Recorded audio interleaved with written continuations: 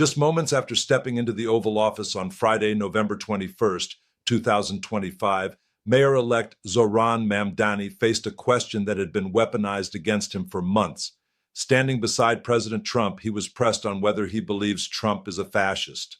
The moment should have been contentious. Instead, something extraordinary happened, something that tells us everything we need to know about the current state of American power, the remarkable political shift that Mamdani represents, and how effective strategic leadership can fundamentally alter the trajectory of political conflict. Before we go any further, please subscribe to this channel. Mamdani began to respond to the question about whether he considers Trump a fascist. But before he could finish his first sentence, Trump interrupted him. Rather than launching into a heated debate, Trump did something unexpected. He smiled and said with a laugh, "That's okay, you can just say yes. It's easier than explaining. I don't mind." Then he patted Mamdani on the arm and they both engaged in a light moment together. The President of the United States was deflecting, backing down from confrontation and making light of a conflict he had been stoking for weeks. This moment encapsulates a dramatic reversal that most people still don't fully understand. Just days earlier, Trump had been launching withering attacks on Mamdani. He called him a communist lunatic and a total nut job, a 100% communist, and a disaster waiting to happen. Trump explicitly threatened to withhold federal funds from New York City if Mamdani won the election, suggesting he would only send the very minimum as required. He urged New Yorkers to vote for former Governor Andrew Cuomo instead, stating, "Whether you personally like Andrew Cuomo or not, you really have no choice. You must vote for him and hope he does a fantastic job. He is capable of it. Mamdani is not." Trump had even threatened to deploy the National Guard to New York City and referenced withdrawing $10 billion from the city if Mamdani assumed office. Additionally, Stefanik, a Trump ally running for New York governor, had described Mamdani as a jihadist, language that underscored the intensity of the Republican opposition. But when Mamdani actually arrived at the White House, when they were face-to-face in the most powerful office in America, something shifted. Trump backed down. He didn't just avoid confrontation. He actively softened his rhetoric, made jokes, and physically demonstrated warmth toward his supposed ideological enemy. In fact, Trump explicitly walked back his threat to defund the city. When asked about his previous threat to withhold funding, Trump stated, "I don't believe that's going to happen. I expect to be helping him, not hurting him." This is the political equivalent of a chess master revealing that he'd been bluffing the entire game. To understand why this matters, we need to examine what happened in the days and weeks leading up to this meeting. After Mamdani's stunning victory on November 4th, 2025, when he won the mayoral election with over 50% of the vote and received more votes than any mayoral candidate had received since 1969, Trump took this personally. The 34-year-old Democratic socialist from Queens had just defeated everyone the establishment threw at him, from former Governor Andrew Cuomo to the Republican nominee Curtis Sliwa. During his victory speech, Mamdani deliberately addressed the president directly. With knowledge that Trump was watching, Mamdani said, "Donald Trump, since I know you're watching, I have 4 words for you. Turn the volume up." It was a subtle challenge, a way of saying that Mamdani wasn't intimidated and that he was ready to amplify his message and his agenda for New York. Trump's subsequent threats about defunding the city and his increasingly aggressive rhetoric seemed to suggest that the president was determined to overturn the results of a Democratic election through economic coercion. This wasn't just political criticism, it was an attempt to use federal power as a weapon. But Mamdani took a different approach than most Democratic leaders would have taken. He requested a meeting with Trump at the White House. The meeting was initiated by Mamdani himself, a strategic move that demonstrated confidence and political calculation. Mamdani understood something fundamental about presidential psychology and American political dynamics that the Democratic establishment often misses. Direct engagement with power, conducted from a position of strength and legitimacy, can be transformative. Mamdani had just won an election. He had received over 1 million votes. He represented not a fringe faction but a significant portion of the American electorate. He was no longer just an opponent to be dismissed. He was the duly elected leader of the nation's largest city. That status matters enormously. By requesting a meeting with Trump at the White House, Mamdani accomplished several things simultaneously. First, he elevated his legitimacy and status on the national stage. Meeting with the president in the Oval Office is a form of institutional recognition that signals to the American public that this person is important, consequential, and worthy of the president's time and attention. This fundamentally altered the political dynamic. Mamdani forced Trump to engage with him as an equal in a structured setting. In a debate or public exchange, Trump could dominate through rhetoric and volume. But in the Oval Office, with cameras present and the entire world watching, Trump had to conduct himself according to certain norms of presidential behavior. And by taking the meeting, Mamdani demonstrated confidence. He showed that he wasn't afraid of Trump, that he was willing to engage with opposition directly, and that he believed he could hold his own in the room where the most powerful person in the world sits. When Trump entered the meeting, he encountered someone who wasn't intimidated. Trump, who often responds to perceived weakness with aggression, seemed to recalibrate when confronted with someone who wasn't fearful. He was surprised, as Trump himself noted, that they had more common ground than he anticipated. Most importantly, Mamdani understood that Trump's threats about federal funding were sustainable only if he maintained a confrontational stance. Once Trump agreed to meet with Mamdani, once they were in the same room, the dynamic shifted. It becomes extraordinarily difficult for a president to meet cordially with someone and then announce he's defunding their city. That's not just a policy disagreement, that's personal vengeance, and even Trump's supporters understand that's a line the federal government shouldn't cross. What we're seeing here is a masterclass in strategic political engagement. By securing the meeting and presenting himself as focused, rational, and genuinely committed to making New York more affordable, Mamdani forced Trump to make a choice: either maintain the confrontational stance and risk appearing petty and vindictive, or take the meeting and potentially soften his position. Trump chose to take the meeting, and in doing so, he surrendered much of his leverage. The playfulness that Trump exhibited in the Oval Office, the jokes, the tapping on the arm, the gentle deflection about whether Trump is a fascist, signals that Trump understands he's been outmaneuvered. Trump doesn't joke with people he's completely dominated. The fact that he was doing so with Mamdani suggests that Trump recognizes Mamdani as a political figure of consequence who cannot be easily dismissed or threatened. During the meeting, Trump offered genuine praise for Mamdani. Trump said, "I met with a man who's very rational. He truly wants to see New York thrive again." Trump also expressed his admiration for Mamdani's political rise, noting, "What he achieved is astonishing." Trump stated he would be comfortable living in New York under Mamdani's leadership. "Yeah, I would. I really would. I think you're going to have, hopefully, a really great mayor. The better he does, the happier I am." Most remarkably, Trump stated, "I believe we agree on much more than I would have anticipated. Some of his ideas align with mine." Trump even noted that roughly 1 in 10 of his supporters had voted for Mamdani, suggesting the Democratic Socialist had successfully appealed to voters across ideological lines. The two leaders found surprising common ground on issues like affordability, crime reduction, and housing costs. Trump noted, "I don't want to see crime and don't want to see crime. I have confidence we will find a lot of common ground on the issue of crime." They discussed specific issues like Con Edison's energy rates, with both agreeing that the utility company needed to lower its rates for New York residents. Significantly, Trump also dismissed his own allies' characterizations of Mamdani. When asked if he considered Mamdani a jihadist, Trump responded, "No, I don't. She's out there campaigning, and you say things sometimes in a campaign." This was Trump explicitly distancing himself from the most inflammatory rhetoric his political allies had directed at Mamdani. Mamdani remained focused throughout the meeting on his core message. He stated, "I am willing to collaborate with anyone if it can benefit affordability for the over 8.5 million residents of this city. That's where I will consistently advocate." He characterized the meeting as productive and focused on shared admiration for New York City and the necessity of making life more affordable for its residents. The contrast with Trump's earlier threats couldn't have been more different.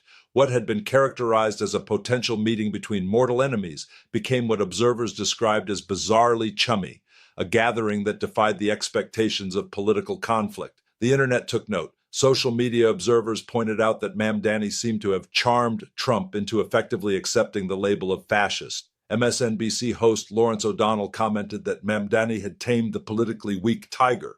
Now, what does this mean for New York and for the people who elected Mamdani as their mayor? The implications are genuinely significant. Mamdani's successful navigation of this first encounter with Trump provides him with political capital and protection he didn't have before.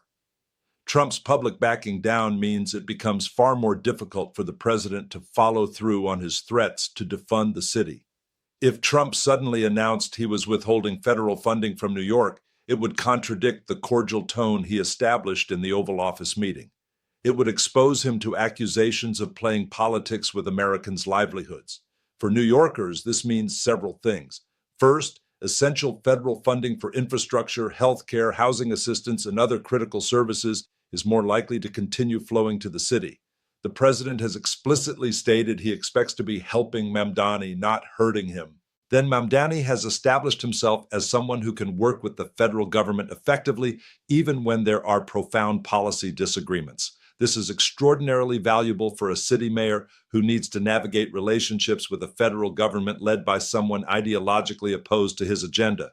Also, Mamdani's successful performance in the Oval Office validates his campaign message about being a smart, strategic leader who can deliver results for New York. He didn't win by making grandiose promises about defeating Trump or standing up to him in some abstract way. He won by convincing voters that he would actually fight for their interests and get things done. This first White House meeting demonstrates that he's not just talk. He's capable of delivering meaningful victories even in hostile political circumstances. For New York's diverse communities, the young people who voted for him overwhelmingly, the immigrant communities who saw him as their champion, the working-class New Yorkers desperate for affordable housing and public services, this meeting sends a message. They have elected someone who won't be pushed around, who won't be intimidated by presidential threats, and who can navigate power effectively to protect their interests. Let's be clear about what Mamdani actually needs to accomplish for New York and why Trump's muted response to him matters for that agenda.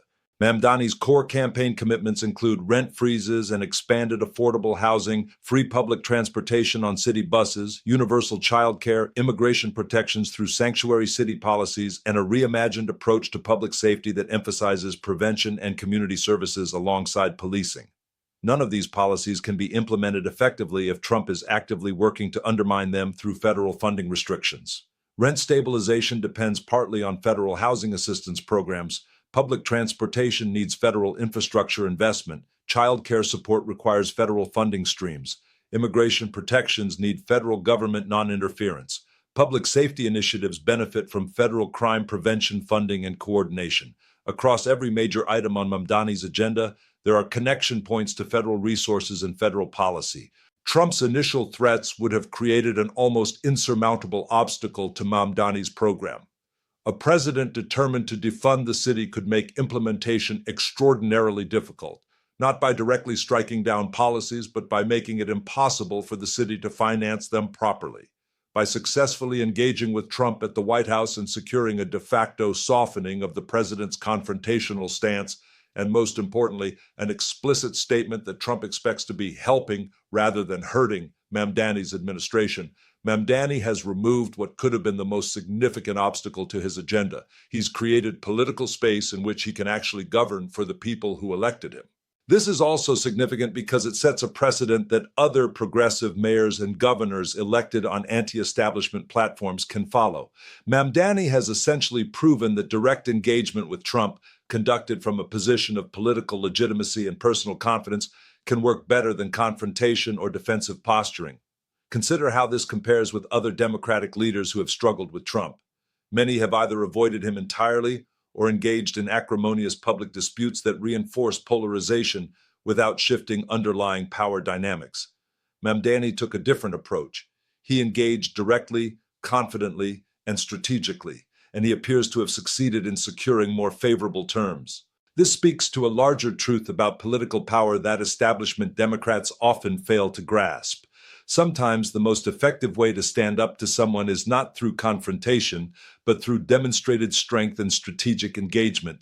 Mamdani didn't defeat Trump by arguing with him in public. He defeated Trump by making it impossible for Trump to maintain a confrontational stance without looking small and petty. That's not compromise, that's smart politics. The bigger picture here is also worth looking at. This meeting happens in the context of a massive political realignment in American society. Mamdani's election, with over 1 million votes cast for a 34-year-old Democratic socialist from Queens, represents something that the political establishment underestimated: There is genuine appetite for political change among significant portions of the American electorate, particularly younger voters, immigrants, and working-class people. Trump won the presidency by tapping into resentment and economic anxiety. Mamdani won New York's mayoral race by offering a positive vision of economic justice, immigrant solidarity, and working-class power.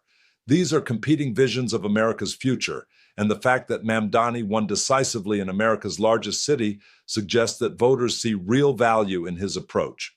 When Trump threatened to defund New York, he was essentially betting that he could intimidate New York voters into regretting their choice. He was attempting to use federal power to overturn the results of a Democratic election through economic coercion.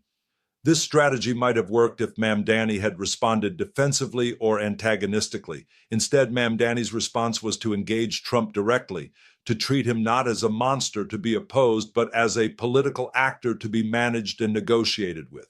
In doing so, Mamdani revealed something important about Trump himself. Trump's combativeness, his willingness to threaten and attack, often dissipates when confronted with someone who isn't intimidated.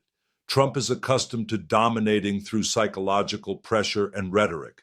When someone meets him calmly, confidently, and without fear, Trump doesn't know what to do. He defaults to charm and jokes and rapport building, which is essentially a form of retreat from his more aggressive posture. This matters for New York and for the future of progressive politics in America. It means that the Trump threat, while real and serious, is not insurmountable. It means that strategic engagement can sometimes achieve what confrontation cannot. It means that a 34-year-old Democratic socialist can walk into the most powerful office in America and walk out having secured a meaningful victory. The question now is what happens next. Mamdani will take office on January 1st, 2026. He will face enormous challenges. A real estate industry that has dominated New York City politics for generations, financial interests deeply invested in current political arrangements, federal government skepticism about some of his policies, and the practical difficulties of implementing progressive policies in a city with complex competing interests. But he does so with something he didn't have before this White House meeting, a president who has publicly stated he expects to be helping, not hurting, his administration, and who has explicitly backed down from his threat to defund the city. That's not a guarantee of success, but it's a removal of one potentially catastrophic obstacle. The implications extend beyond New York. Other progressive candidates will likely study Mamdani's approach. They'll see that direct engagement with Trump, conducted confidently from a position of democratic legitimacy, can produce results. They may attempt similar strategies in their own cities and regions. For Trump and Republicans more broadly, Mamdani represents a political challenge that orthodox opposition hasn't solved. You cannot defeat progressive politics through threats alone, particularly when those threats are directed at Democratic voters who have already made their choice. Trump's attempt to bully New York into regretting its vote didn't work. Instead, he had to accommodate himself to the results, and in doing so, he lost leverage. What happened in the Oval Office on Friday wasn't just a photo opportunity or a friendly meeting between ideological opponents. It was a power play in which a newly elected progressive mayor forced the President of the United States to back down from his most aggressive stance and to treat him with respect and cordiality. Trump went from threatening to defund the city to praising Mamdani as very rational and expressing confidence in his mayoral abilities. That represents a dramatic shift in the balance of power. For the people of New York, for immigrants facing threats of deportation, for workers struggling with housing costs and childcare expenses, for young people desperate for economic justice, this meeting means something concrete. They have a mayor who can navigate power effectively, who won't be intimidated by presidential threats, and who has already demonstrated an ability to secure victories even against long odds. Mamdani charmed his way into the White House not through personal magnetism alone, but through the power of democratic legitimacy. He had been elected by over 1 million New Yorkers. He represented a genuine shift in American politics. He came to the meeting from a position of strength, not desperation. Trump, recognizing this, recalibrated his approach. That recalibration is Mamdani's victory. As Mamdani prepares to take office and implement his agenda for New York, this first encounter with Trump provides a template. Engage directly, confidently, and strategically. Don't be intimidated by presidential rhetoric or threats. Recognize that sometimes the most powerful response to aggression is calm competence and demonstrated strength. The political realignment that Mamdani represents is just beginning. A 34-year-old Democratic socialist from Queens is about to lead America's largest city. A president who promised to defund him has backed down from that threat. The ground beneath American politics is shifting in ways that the establishment didn't anticipate and still doesn't fully understand.